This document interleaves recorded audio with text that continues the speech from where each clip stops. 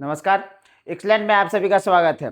आज हम लोग समझते हैं भारत अंतरिक्ष के क्षेत्र में एक नया कीर्तिमान रचने जा रहा है 2027 में। जी हाँ, 2027 में इंडियन गवर्नमेंट ने इसकी मंजूरी दे दी है इसरो को कि 2027 में भारत, हालांकि इसका 2027 में भारत भेजेगा, परंतु इसकी मंजूरी 2018 में ही लाल किला से प्रधानमंत्री के द्वारा दे दिया गया था कि भारत 2027 में अपना मानव अंतरिक्ष में भेजेगा। यानी कि देखिए, इससे पहले भी जितना भी अभी इसरो के द्वारा जितने भी सैटेलाइट लॉन्च किया गया उसको मानव रहित भेजा गया है, मतलब उसमें मानव को नहीं भेजा गया था, बट मशीनें गई थी, सैटेलाइट गया था। अब हम लोग क्या करेंगे, मानव को भेजने जा रहे हैं। तो ये कहीं ना कहीं हमारे देश के लिए गर्व का क्षण होगा जब हम लोग 2027 में 3 भारतीय अंतरिक्ष यात्री को भेजा जा रहा है अंतरिक्ष में। वो 7 दिनों तक रहेंगे अंतरिक्ष में, वहाँ रिसर्च करेंगे और उसके बाद वो यहाँ वापस पृथ्वी पर आएंगे। मतलब मानव को भेजना भी है और उसे फिर से सुरक्षित धरती पर लाना है।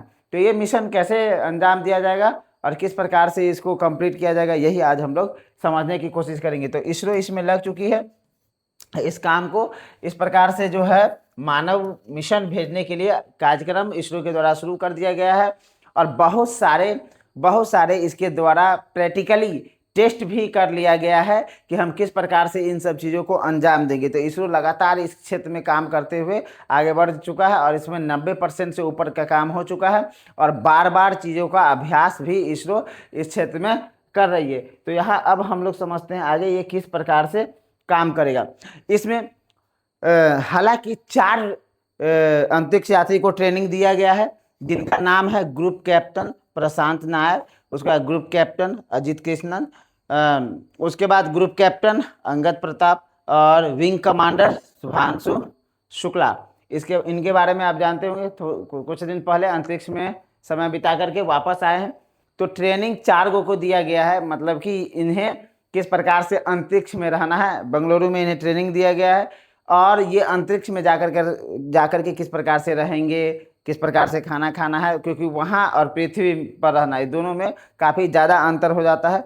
तो वहाँ जाने के बाद किस प्रकार से रहना है, अपने आप को कैसे सर्वाइव करना है और फिर रिसर्च कैसे करना है, चीज़ों को पता कैसे लगाना है कि हाँ किस प्रकार से पृथ्वी के ऊपर जो है सनलाइट आ रहा है, चंद्रमा किस प्रकार से है, इसका उपग्रह कैसे, किस प्रकार की जो है अंतरिक्ष की घटनाएं जो घटित हो रही है, उन सब चीज़ों के बारे में रिसर्च करने के लिए वैज्ञानिक को वहाँ भेजा जाता है।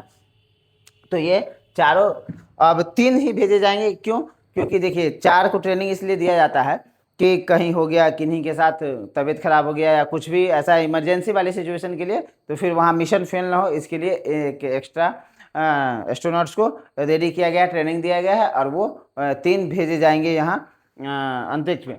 इसे कौन रॉकेट ले जाएगा? तो इसरो के पास जो अभी सबसे शक्तिशाली रॉकेट है वो LVM-3 है, लॉन्च व्हीकल मार्क 3।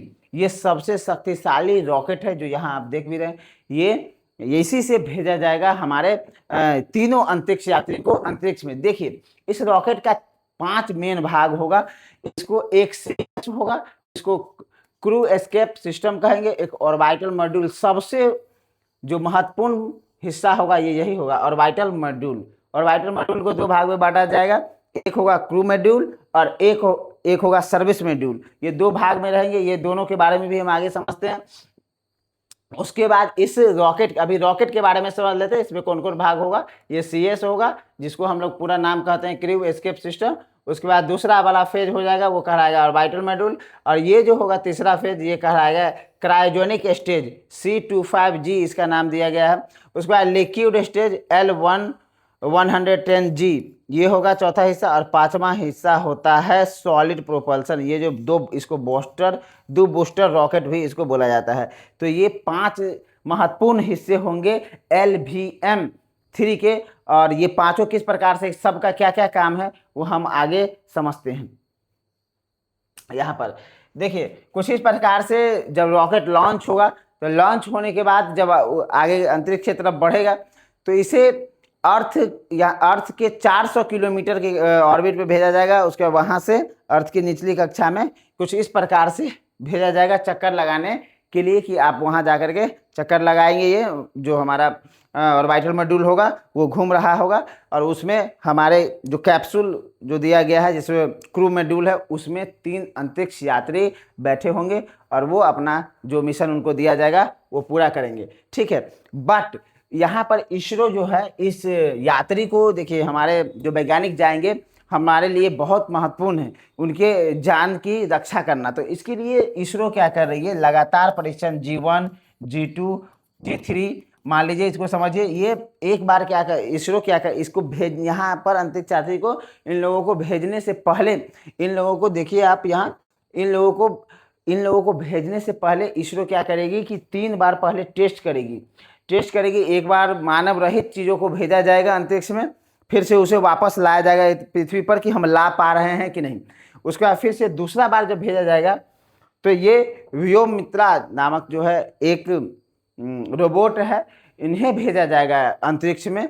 उसके बाद फिर इन्हें वापस लाया जाएगा और अरब सागर में उतारा जाएगा। उसके बाद तीसरे चरण में हमारे सभी साइंटिस्ट को भेजा जाएगा यहाँ कि आप लोग जाइए रिसर्च करके आइए। ठीक है, तो इसमें जो है हमारा ऑर्बिटल मॉड्यूल होगा, उसका 2 महत्वपूर्ण हिस्सा होगा। एक ऊपर वाला ये जो देख रहे हैं इसी में इसको कुछ इस प्रकार से बनाया जाएगा जिसमें मानव रह सके। इससे पहले जैसे हम चंद्रयान 3 भेजे तो इसमें हमारा मशीन था। ठीक है, तो इसको अब बनाया जाएगा ह्यूमन रेटेड लॉन्च व्हीकल, इसको कन्वर्ट करेगी इसरो और उसके बाद इसमें मानव को रहने लायक एटमॉस्फेयर बनाया जाएगा और इसमें उन्हें रहने के लिए, खाने पीने के लिए सारा व्यवस्था इसमें दिया जाएगा क्योंकि वो 7 दिन रहेंगे अंतरिक्ष में। तो किस प्रकार से इन्हें वहाँ कोई भी सुविधा का कमी ना हो, तो इसके लिए इसको इस प्रकार से तैयार किया जाएगा। हालांकि इसका वजन की हम बात करें तो वजन रहेगा इसका 3750 kg, बट इसमें खाने पीने की सारी वस्तुएं भर दी जाएगी जो हमारे अंतरिक्ष यात्री जा रहे हैं अंतरिक्ष में। तो इसका वजन जो हो जाएगा टोटल 5300 kg। उसके बाद यदि हम बात करें इसका नीचे वाला ये जो हिस्सा होगा ये कहलाएगा हमारा सर्विस मॉड्यूल। ये क्या करेगा, तो ये लगातार इसको एनर्जी प्रोवाइड करेगा। यहाँ से ही इसको एनर्जी मिल रहा होगा जिससे वो हमारे इसको क्रू मॉड्यूल को आगे की तरफ बढ़ाता रहेगा। ठीक है, तो इसके बारे में भी आगे हम लोग समझते हैं क्रू मॉड्यूल क्या काम है ये और सर्विस मॉड्यूल क्या काम है। ठीक है, ये दोनों ऑर्बिटल मॉड्यूल के अंतर्गत आएगा जो अभी हम पीछे समझाया है। ऑर्बिटल मॉड्यूल का ये दो भाग होगा। एक भाग ये कि पहला हो जाएगा क्रू मॉड्यूल जिसमें जो है हमारे साइंटिस्ट रहेंगे, और एक होगा सर्विस मॉड्यूल जिसमें हमारे इन्हें इंजन समझिए ये रहेगा, ये आगे पुश करता रहेगा अंतरिक्ष में, इन्हें 400 किलोमीटर दूर पृथ्वी की निचली कक्षाओं में तक ले जाएगा। तो इसका टोटल वजन की हम बात करें तो ये हो जाएगा 29 kg और टोटल मिला ले यदि इसको क्रू मॉड्यूल को और ये सर्विस मॉड्यूल को दोनों को यदि मिला ले हम तो टोटल वजन जो है 8200 kg हो जाएगा यहाँ पर कहीं ना कहीं। अब आगे बढ़ते हैं, अब इन्हें समझते हैं कि हम लोग इसे किस प्रकार से लॉन्च करेंगे। तो सबसे पहले देखिए ये है हमारा LVM-3, ये इसरो का सबसे शक्तिशाली रॉकेट अभी है इसरो के पास, तो वो यही रॉकेट है। इसी से हम लोगों ने चंद्रयान 3 को भी इसी से भेजा था। अब इससे क्या होगा, इसका महत्वपूर्ण हिस्सा के बारे में तो आप पीछे हम बता दिए, अब इस सब का काम हम समझते हैं। सबसे पहले क्या होगा, तो हमारा ये जो बूस्टर देखिए, ये जो साइड से जो रॉकेट लगा होता है इसको बोला जाएगा सॉलिड प्रोपल्शन HS-200, इसको बोला जाता है HS-200। इसको आप बूस्टर रॉकेट भी बोल सकते हैं। जैसे ही ये मिशन लॉन्च होगा तो सबसे पहले ये दोनों रॉकेट चालू होगा। ठीक है, और ये लेकर के इसको बाकी सभी हिस्सों को लेकर के आगे की तरफ बढ़ता है। जब ये स्टार्ट होगा तो 110 सेकेंड के बाद ये चला जाएगा। इसका स्पीड जो हो जाएगा कितना हो जाएगा, तो 1437 किलोमीटर प्रति घंटा के रफ्तार से ये हो जाएगा, ये बढ़ेगा। 110 सेकेंड पर पहुंचने के बाद ये चला 22 सेकेंड के बाद ये होगा 62 किलोमीटर की ऊंचाई जब हासिल करेगा। ये स्पीड है, याद रखिएगा, ये किलोमीटर उसका दूरी नहीं हुआ। ये 62 किलोमीटर की ऊंचाई पर पहुंचने के बाद क्या होगा, ये दोनों बूस्टर रॉकेट को यहाँ से ये बूस्टर रॉकेट को हटा दिया जाता है और इसे समुद्र में गिरा लिया जाता है, समझे कि नहीं। तो ये इसको बूस्टर रॉकेट को क्या किया जाएगा, अलग कर दिया जाएगा। और जैसे ही ये बूस्टर अलग होगा कि ये यान का स्पीड जो है वो बढ़ जाएगा और वो जा पहुंचेगा सीधा सीधा यहाँ 6437 से सीधा किलोमीटर पर घंटा से सीधा सीधा 7000 हो जाएगा। और उसके बाद ये 114 किलोमीटर की जब दूरी पर जाएगा 107 सेकेंड हो जाएगा तब तक।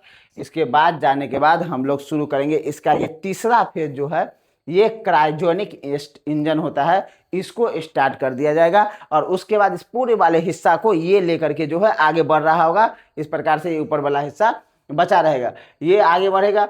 उसके बाद 150 किलोमीटर के जाने के बाद तब तक 350 सेकेंड हो जाएगा। तो देखिए ऊपर ये वाला जो लगाया गया है CES, ये इसलिए लगाया गया है कि जैसे ही रॉकेट को जब लॉन्च करेंगे तो लॉन्च करने के बाद कई बार होता है कि टेक्निकल प्रॉब्लम आ जाता है। टेक्निकल प्रॉब्लम हो जाएगा तो इस बार ये पूरा ऑर्बिटल मॉड्यूल जो है, ये हमारा ये ऑर्बिटल मॉड्यूल, इसमें इस बार सिर्फ मशीन नहीं है, इंसान भी है।